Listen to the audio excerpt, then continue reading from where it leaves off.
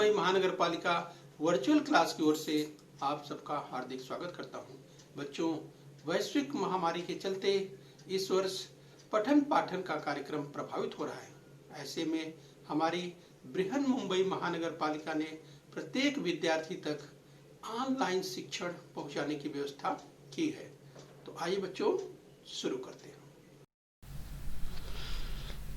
तो बच्चों, कक्षा 8वीं में आज हम पढ़ेंगे भूगोल यानी ज्योग्राफी। और बच्चों, कक्षा 8वीं की पाठ्यपुस्तक स्क्रीन पर आप देख पा रहे हैं। और आज का पाठ है सागरीय नितल की संरचना पार्ट 2। बच्चों, इसके पहले हमने सागरीय नितल की संरचना पार्ट 1 देखा है, यानी स्ट्रक्चर ऑफ ओशन फ्लोर की बात करेंगे, सागरीय नितल की संरचना। तो बच्चों, मैं CS Patel, virtual training centre Dadar Mumbai से। आइए बच्चों आगे बढ़ते हैं। बच्चों, हम पढ़ेंगे सागरीय नितल की संरचना यानी स्ट्रक्चर ऑफ ओशन फ्लोर। बच्चों, आपको याद दिलाएं, पिछले अर्थात पार्ट 1 में हमने देखा था महाद्वीप एवं महासागर क्रमशः स्थल मंडल एवं जल मंडल के भाग हैं। तो बच्चों, थोड़ा सा रिवाइज करते हुए हम आगे बढ़ेंगे, राइट। तो चलिए बच्चों, स्क्रीन पर जैसे आप देख पा रहे हैं, अगर हम बात करें अगर हम स्थल मंडल की बात करें यानी लिथोस्फीयर की बात करें, स्क्रीन पर जैसा कि आप देख पा रहे हैं, और दाहिनी ओर हाइड्रोस्फीयर अर्थात जल मंडल की हम बात कर रहे हैं, राइट। तो ध्यान रखना है, थोड़ा सा रिवाइज करते हुए हम आगे बढ़ रहे हैं। तो बच्चों, हम सागरीय नितल की संरचना के बारे में बात कर रहे हैं। बच्चों, हमने पिछली बार देखा था कि महाद्वीप एवं महासागर प्लेटों अर्थात भूपट्टों पर अवस्थित हैं। इस स्क्रीन पर आप देख सकते हैं बच्चों कि महाद्वीप यानी जो कॉन्टिनेंट्स हैं और जो महासागर यानी जो ओशन, तो ये प्लेटों अर्थात भूपट्टों पर अवस्थित है। विश्व की अगर प्लेट्स की बात करें तो जो स्क्रीन पर आप देख पा रहे हैं, जैसे यूरेशियन प्लेट की बात करें, ये आपको हम पॉइंट आउट करते हुए आगे चले, चाहे हम ये जो स्क्रीन पर आप देख पा रहे हैं, जैसे यूरेशियन प्लेट की अगर बात करें तो ये जो राइट देख सकते हैं आपको दिखाई दे रहा है। इसी तरह से यहाँ अफ्रीकन प्लेट लिखा हुआ, राइट। तो ये इस तरह से अफ्रीकन प्लेट। इसी तरह से अगर ऑस्ट्रेलियन प्लेट की बात करें तो ये देख पा रहे हैं, इंडियन प्लेट ये देख पा रहे हैं। तो ये प्लेट्स को आपको ध्यान रखना है।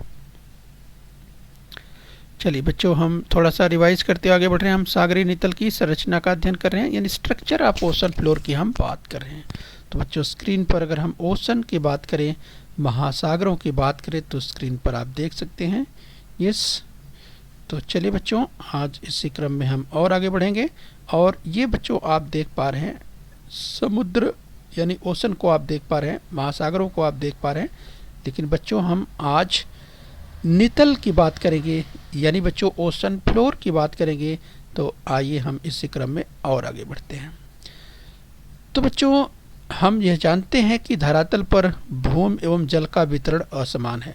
हम जानते हैं बच्चों, पृथ्वी के सतह का 71% भाग जल से व्याप्त है और जल के नीचे भी भूमि है। यस बच्चों, इसकी चर्चा हम पिछली बार कर चुके हैं, किंतु पानी की तरह इसका स्तर समान नहीं है। तो बच्चों, हम विस्तार से देखने वाले हैं। तो चलिए इसी क्रम में हम और आगे बढ़ेंगे। बच्चों, विविध भू आकृतियों की बात करें, वेरियस लैंडफॉर्म्स की बात करें, तो बच्चों ऊंचे ऊंचे पर्वतों की अगर बात करें, बाईं ओर स्क्रीन पर आप ऊंचाई देख पा रहे हैं। यानी बच्चों यहाँ पे जो ऊंचाई आप देख पा रहे हैं मीटर में दी गई है। और बच्चों, अगर भूरूपों की बात करें, तो चाहे हम पर्वतों की बात करें, माउंटेन की बात करें, पठारों की बात करें या तटवर्ती प्रदेश की बात करें, समुद्र के तटवर्ती प्रदेश की बात करें। इसके बाद बच्चों सी लेवल की बात करते हैं, यानी समुद्र तल की बात करते हैं। यहाँ से जहाँ से समुद्र शुरू होता है वो होता है समुद्र तल।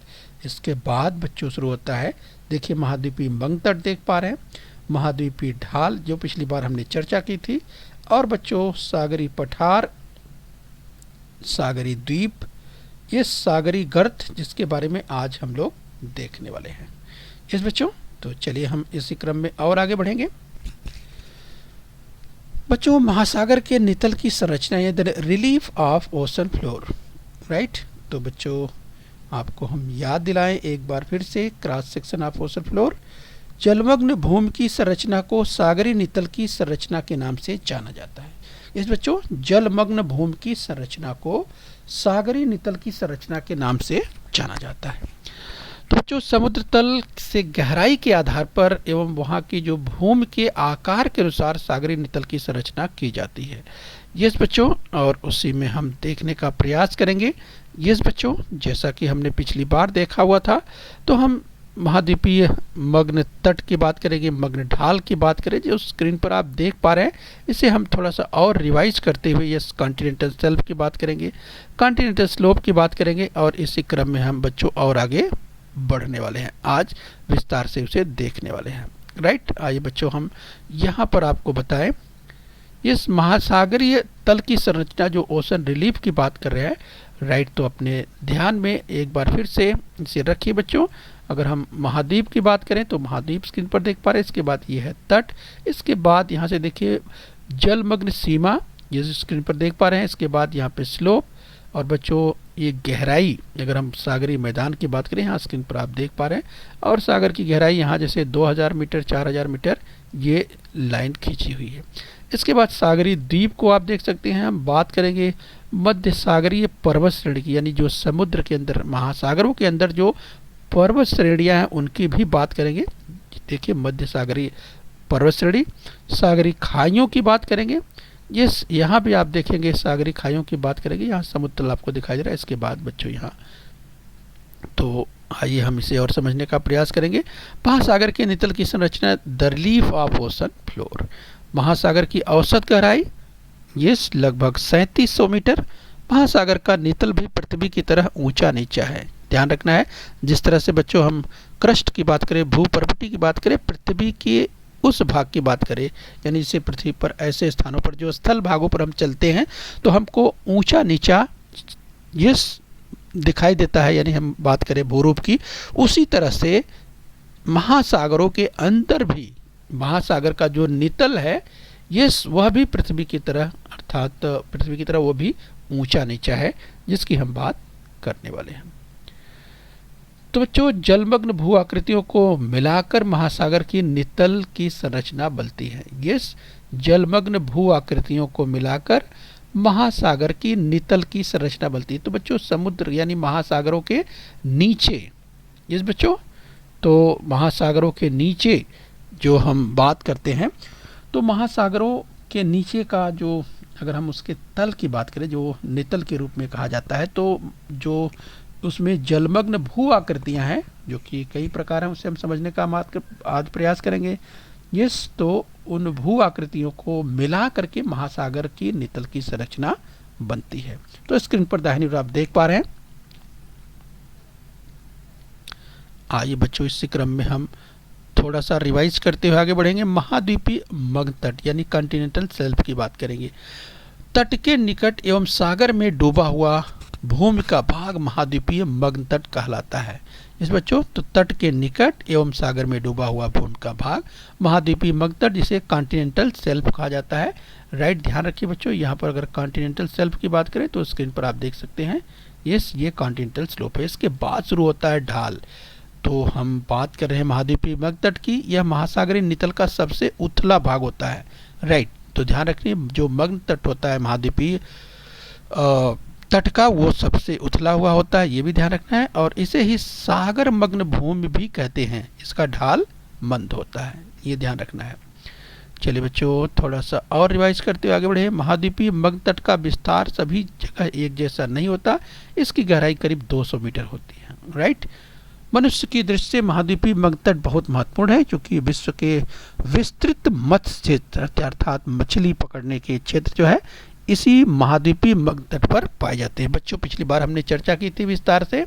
ये जो बड़े बड़े अगर मछलियों के पकड़ने के जो, अगर हम बैंक हैं, बैंक का मतलब क्षेत्र से ही है जहाँ पर मछलियाँ बड़े पैमाने पर पकड़ी जाती हैं, ये हमने चर्चा भी की थी, आपको याद होगा। जॉर्ज बैंक, ये और तमाम बैंकों की हमने बात पिछली बार की थी। तो ये सब महाद्वीपीय मग्न तट पर ही पाए जाते हैं। राइट, ध्यान रखिए बच्चों, यह भाग उथला होने से सूर्य की किरणें यहाँ तक तल तक पहुँचती है और यहाँ काइयाँ और प्लवक पाए जाते हैं, जिन्हें प्लवक का मतलब प्लैंकटन होता है।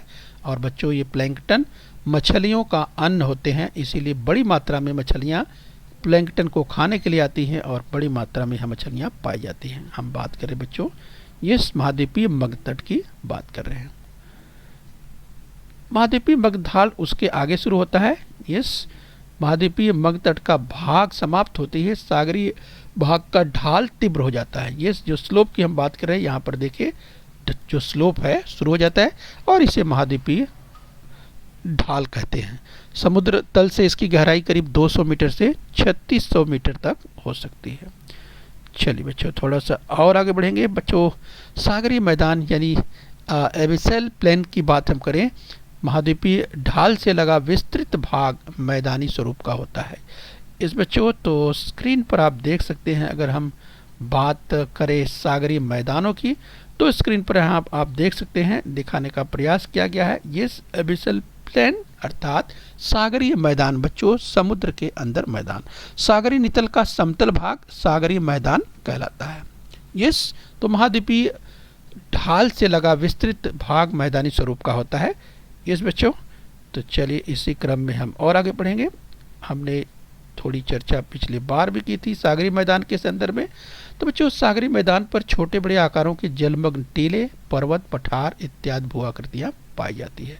राइट तो उसके बारे में हम देखेंगे, सी माउंट की बात करेंगे, स्कर्ट की बात करेंगे, जो कि ये बच्चों सागरीय मैदान पर ये छोटे बड़े आकार के जलमग्न टीले, पर्वत, पठार इत्यादि भू आकृतियाँ पाई जाती हैं।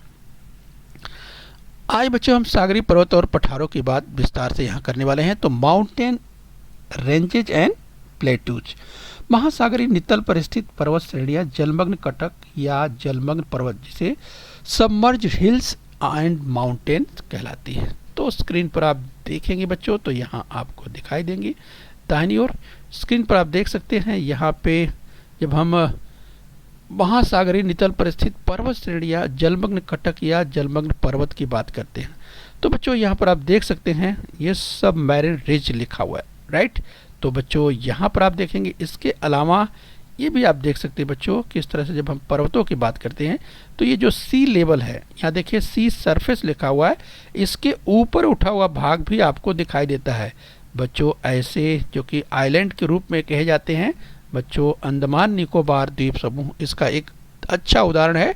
राइट तो अपने ध्यान में इसे जरूर रखिए। तो बच्चों ये पर्वत सैकड़ों किलोमीटर चौड़े और हजारों किलोमीटर लंबे होते हैं।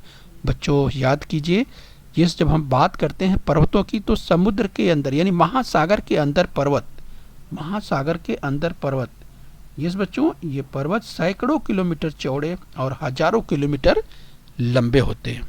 ये आपको ध्यान रखना है। और बच्चों यहाँ स्क्रीन पर हम आपको दिखाएं, जब हम सागरीय पर्वत पठार की बात करते हैं तो स्क्रीन पर एक अच्छा उदाहरण आप देख सकते हैं, Andaman and Nicobar island. Right screen आप पर राइट साइड में आप देख सकते हैं बच्चों। आप देखिए जो भाग उभरा हुआ आपको दिखाई देता है बच्चों, ये बच्चों तो ये अगर गहराई की बात करें तो बिल्कुल ये समुद्र में है और ये आपने देखा कि किस तरह से ये समुद्र में काफ़ी गहराई तक डूबा हुआ है। राइट तो इस तरह से ये जो है कि सागरीय पर्वत के रूप में जाने जाते हैं। बच्चों यहाँ हम आपको बताते हुए चलें कि जब हम पर्वतों की बात करते हैं यानी सागरीय पर्वतों की बात करते हैं बच्चों, ये जलमग्न पर्वत श्रेणियों के शिखर कहीं कहीं सागर के सतह पर दिखाई देते हैं, जैसे यहाँ पर आप देख सकते हैं। इसके अलावा बच्चों ये आइसलैंड या अटलांटिक महासागर, अंडमान निकोबार द्वीप समूह या बंगाल की खाड़ी इसके बच्चों उदाहरण हैं। बच्चों कुछ सागरों के शिखर समतल एवं विस्तृत होते हैं, उन्हें हम सागरीय पठार कहते हैं। जैसे बच्चों हिंद महासागर में छागोस का पठार, राइट, जो कि ये ध्यान रखिए। तो इस तरह से बच्चों आइए हम इसी क्रम में और आगे बढ़ें। सागरीय खाइयाँ एवं सागरीय गर्तों की बात करें, marine tips and marine trenches की बात करेंगे। यानी बच्चों जब हम सागरीय खाइयों की बात करेंगे, सागरीय गर्तों की बात करेंगे तो स्क्रीन पर आप देख सकते हैं यहाँ पे लिखा है ओसेनिक ट्रेंचेज। तो बच्चों ये जो गर्त हैं, ये जो गड्ढे हैं बहुत बड़े बड़े हैं, बहुत बड़े बड़े। ये जो सागरीय गर्त हैं ये बहुत ही गहरे हैं और बच्चों इतने गहरे हैं कि अगर विश्व का जो सबसे ऊंचा माउंट एवरेस्ट है उसे भी अगर डूबे दिया जाए तो भी वो पूरी तरह से डूब जाएगा और इसके बाद भी वो सोचिए कि पता नहीं चलेगा उसका, तो आप सोचिए बच्चों कितना गहरा। इसकी भी चर्चा आज हम यहाँ विस्तार से करने वाले हैं। राइट, तो बच्चों सागर के नितल के कुछ स्थानों पर गहरे, सकरे, तीव्र ढलान वाले विवर, गड्ढे सदृश सागर संरचनाएं पाई जाती हैं। यस बच्चों, और यूं कहें कि उन्हें सागरी खाइयां अथवा सागरीय गर्त कहते हैं। तो बच्चों इस तरह से हम सागरीय खाइयां या सागरीय गर्त की बात करेंगे। तो स्टूडेंट्स यहाँ पर ध्यान दीजिए, इसी क्रम में हम आपको बताएं, आइए, प्रशांत महासागर की मैरियाना गर्त विश्व की सबसे गहरी गर्त है, जिसकी गहराई 11,034 मीटर है। बच्चों माउंट एवरेस्ट कितना ऊंचा है? 8,848 मीटर।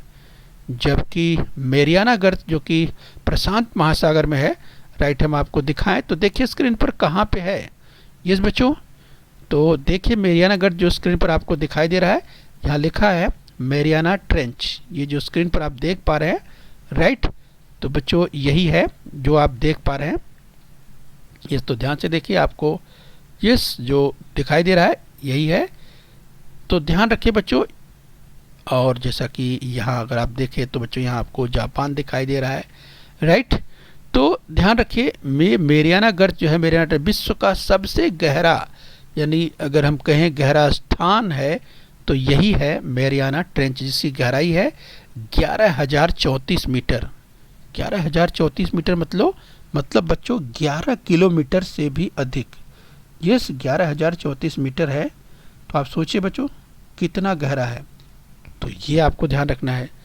तो बच्चों इस तरह से अगर हम मैरियाना गर्त की बात करें, भूगर्भ विज्ञान की दृष्टि से मध्य महासागरीय जलमग्न पर्वत एवं गर्ते सागरी नितल के सर्वाधिक सक्रिय भाग हैं, राइट, ध्यान रखिए। और बच्चों इन भागों में अनेक सक्रिय ज्वालामुखी भी हैं, राइट बच्चों। तो स्क्रीन पर अगर ज्वालामुखी की बात करें तो आप देख सकते हैं किस तरह से सक्रिय ज्वालामुखी, जिसे इंग्लिश में एक्टिव वोल्केनो कहा जाता है, राइट बच्चों। तो जिससे धूल, धुआं, यस, विभिन्न प्रकार की गैसें बड़े पैमाने पर निकलती रहती हैं, तो स्क्रीन पर आप देख सकते हैं। तो ये है सक्रिय ज्वालामुखी यानी एक्टिव वोल्केनो। यस बच्चों, इसके अलावा बच्चों ये क्षेत्र भूकंपों के दृष्टिकोण से यानी अर्थक्वेक के दृष्टिकोण से अति संवेदनशील क्षेत्र माने जाते हैं। यानी बच्चों यहाँ पर, यानी हम इन महासागरों की बात करें बच्चों, तो यहाँ भूकंप भी आते हैं और इसीलिए अति संवेदनशील क्षेत्र माने जाते हैं, राइट। तो ये भी आपको ध्यान रखना है। तो चलिए बच्चों इसी क्रम में हम और आगे बढ़ेंगे। हम बात करेंगे बच्चों सागरीय निक्षेपण की, यानी मैरिन डिपोजिशन की। सागरी नितल यह विश्व के विभिन्न भागों का निचला गहरा भाग है। इस बच्चों ध्यान रखिए, जब हम मैरिन डिपोजिशन की बात करते हैं, निक्षेपण की बात करते हैं, तो बच्चों ये पूरे अगर महासागरों की बात करें बच्चों, तो महासागरों में यानी यूँ कहें कि प्रतिपल या प्रति एक सेकंड में कह सकते हैं, एक मिनट, एक घंटे, यानी एक वर्ष की बात करें बच्चों, लगातार ये समुद्र से तमाम पर्वतों से निकली हुई तमाम जो नदियां हैं वे आकर के समुद्रों में मिलती है बच्चों, ये महासागरों में मिलती है। और बच्चों तमाम प्रकार के जो डिपोजिशन है, निक्षेपण की प्रक्रिया है, वे संपादित होती रहती हैं, राइट। तो बच्चों तमाम कई नदियां ऐसी है जो कि पेरिनियल है, जो कि सतत वाहिनी है, यानी वर्ष भर लगातार उनमें पानी बना रहता है, और कुछ नदियां ऐसी होती हैं जो सूख भी जाती हैं। तो बच्चों इस तरह से ये क्रम चलता रहता है। तो सागरी नितल यह विश्व के विभिन्न भागों का निचला गहरा भाग है। अगर निक्षेपण की बात करें बच्चों, तो स्क्रीन पर आप देख सकते हैं, इसलिए यहाँ अनेक प्रकार के पदार्थों का संचयन होता है और उसका स्वरूप इस प्रकार है। छोटे बड़े आकार के पत्थर, मोती, खुरदरी, रेत, मिट्टी के सूक्ष्म कण इत्यादि पदार्थ नदियों, हिम नदियों के द्वारा महाद्वीप से बहकर आते हैं और मुख्यतः इनका संचयन महाद्वीपीय मग्न तट पर होता है। इन पदार्थों को सागरीय निक्षेप कहते हैं। तो बच्चों सागरीय निक्षेप जो मैरिन डिपॉजिट्स है, स्क्रीन पर अगर आप ध्यान से देखें तो आपको बड़े पैमाने पर ये स्क्रीन पर आप देख सकते हैं बच्चों। तो इस तरह से नदी जो है, ये नदियों की जो हम चर्चा कर रहे थे, तो देखिए नदियाँ इस तरह से ये पर्वतीय क्षेत्रों से इस तरह से बहती हुई ये आती हैं और यस महासागर में जो मिल रही हैं। इसके बाद देखिए बच्चों धीरे धीरे आपको यहाँ पर दिखाई दे रहा है, ये सब क्या है, ये सब डिपोजिशन है, ये सब क्या है, निक्षेपण है, ये जो आपको दिखाई दे रहा है, राइट। तो ये सब निक्षेपण है। तो यस मैरिन डिपॉजिट्स, तो इन्हें आपको ध्यान रखना है। आइए बच्चों इसी क्रम में और आगे बढ़ लेते हैं। बच्चों ज्वालामुखी के विस्फोट से बाहर निकली हुई राख एवं लावा का निक्षेपण यहाँ दिखाई पड़ता है। तो स्क्रीन पर आप देखिए बच्चों कि सागर में यानी महासागर में गहराई तक किस तरह से जो डिपोजिशन की अगर हम बात करें, ये मैरिन सेडिमेंट्स जो स्क्रीन पर बाईं ओर आप देख पा रहे हैं, इस तरह से निक्षेपण की प्रक्रिया लगातार होती रहती है। तो समुद्र के अंदर इस प्रकार निक्षेपण दिखाई देते हैं। तो ज्वालामुखी के विस्फोट से बाहर निकली हुई लाख एवं लावा का भी निक्षेपण यहाँ पे दिखाई पड़ता है। तो इस तरह से बच्चों ये सागरी निक्षेप यानी मेरिन सेडिमेंट्स कहे जाते हैं। तो बच्चों अधिक गहराई में विशेषतः सागरीय मैदानों में मृदा के अति सूक्ष्म कण बड़े पैमाने पर पाए जाते हैं। इस बच्चों अधिक गहराई में सागरीय मैदानों में मृदा के अति सूक्ष्म कण बड़े पैमाने पर पाए जाते हैं, राइट। ये भी आपको ध्यान रखना है। इनमें साधारणतः प्राणियों एवं वनस्पतियों के अवशेष का अनुपात 30% होता है। इस महीन कीचड़ को सागरीय पंख कहते हैं, राइट। ध्यान रखिए बच्चों, हम बात करते हैं प्राणियों एवं वनस्पतियों के अवशेष का अनुपात 30% होता है, और बच्चों इस महीन कीचड़ को ही सागरीय पंख कहा जाता है। सागरीय पंख पूछा जा सकता है, राइट, ध्यान रखिए। तो चलिए बच्चों इसी क्रम में और आगे बढ़ेंगे। हम महासागरीय नितल का अध्ययन करें, कुछ ऐसे ही स्थानों की बात करें, कुछ ऐसे पदार्थों का संचयन भी होता है जो मानव निर्मित होते हैं, राइट बच्चों। तो मानव निर्मित अगर पदार्थों की बात करें, इनमें शहर का मैला पानी, ठोस अपशिष्ट, रेडियोधर्मी पदार्थ, बेकार रसायनों, प्लास्टिक इत्यादि पदार्थों के कारण जल मंडल में प्रदूषण का खतरा बढ़ता जाता है। तो स्क्रीन पर दाहिनी ओर देख पा रहे हैं बच्चों, जो मानव निर्मित पदार्थों का संचयन है जिसे एंथ्रोपोजेनिक डिपॉजिट्स कहा जाता है, तो स्क्रीन पर दाहिनी ओर आपको दिखाई दे रहा है। इस तरह जो मानव निर्मित पदार्थों का संचयन है, तो सोचिए बच्चों कितना खतरनाक है। जो मानव अपने उपयोग में तमाम वस्तुओं को करता है, और बच्चों किस तरह से देखिए नालों के माध्यम से, नदियों के माध्यम से ये जो मानव निर्मित तमाम पदार्थ हैं, ये जाकर के किस तरह से आप देखिए किस तरह से प्रदूषण की अगर बात करें, जल को किस तरह से या महासागरों के जल को किस तरह से प्रदूषण बड़े पैमाने पर करते हैं।